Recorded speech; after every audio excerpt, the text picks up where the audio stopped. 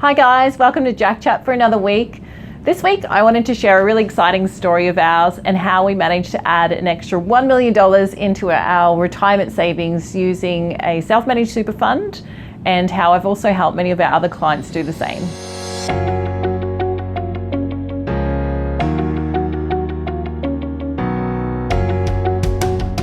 So for those who don't know, I'm an accredited self-managed super fund specialist, and this is something I'm really passionate about because it can create so much additional wealth if structured appropriately, and it needs to be for the appropriate person. So this is a question that I get all the time is, what is a self-managed super fund and do I need one? And ultimately my answer to that is always, it depends. So there's a couple of things that you need to be aware of when you're setting up a self-managed super fund. First one, you need to have enough money. So I have some clients who've got about $20,000 in their superannuation who think that they should have a self-managed super fund. And in my opinion, it needs to be at least $150,000, ideally over $200,000 in order for you to set up this super fund. Reason being is because it costs so much more to run a self-managed super fund. They're quite complex. And so you need to make sure that you've got enough funds in there to make it worthwhile. So that's number one. So make sure you've got enough money within your self-managed super fund. Number two, you need to be at least over 18. And you can only have a maximum of 4 members within the self-managed super fund. So if you think that you can get 10 of your friends together, pull your funds together to purchase a property or whatever it is that you choose to do, then you're not going to be able to do that because you need a maximum of 4 people. So often we feel that, or we see husband and wife will often pool their assets together, and this is quite common, but we also see family members or maybe even friends pool their assets together. So in our own circumstances, this is what we did. So myself, Aaron, my husband, and Rachel, we pooled our assets together and we were able to buy this property that I'm sitting in right now. So our office is held by our self-managed super fund. So we purchased this a few years ago. We pooled our $140,000 together. We bought our property for $395,000 plus costs.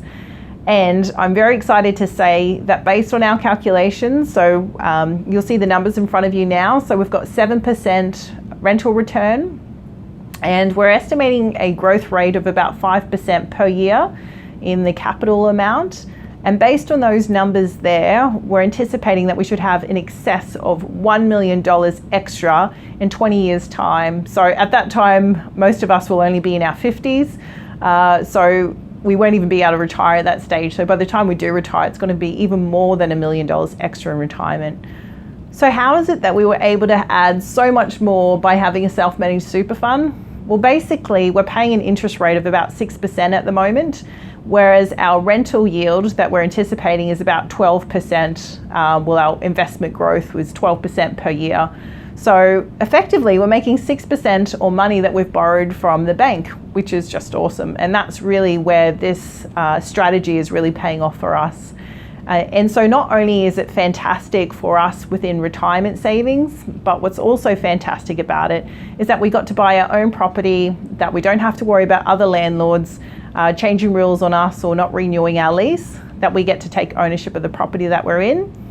The rental income that we were paying before, we had a property that was about 1/3 of the size that we're currently in, and the amount that we were paying in rent is what we're paying in mortgage now.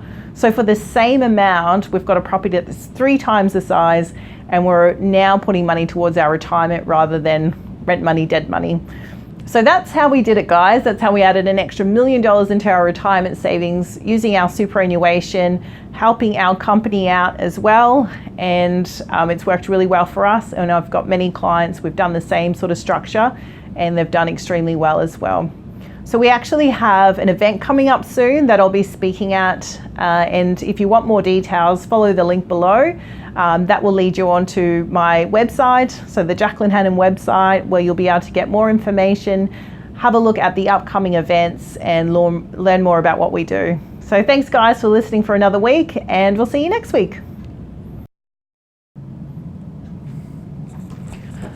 I had to come back because I forgot to tell you something. When you have investments within super it's taxed at 15%. So marginal tax rate, if you're over 37,000 is 34 cents in the dollar. So there's big tax savings there. But the real kicker is that when you're in pension phase, it's tax-free. So this rental property that we have, or this commercial property, when we sell it, when we're in pension phase, it will be tax-free, which will save us hundreds and thousands of dollars in tax compared to if we held it outside of super.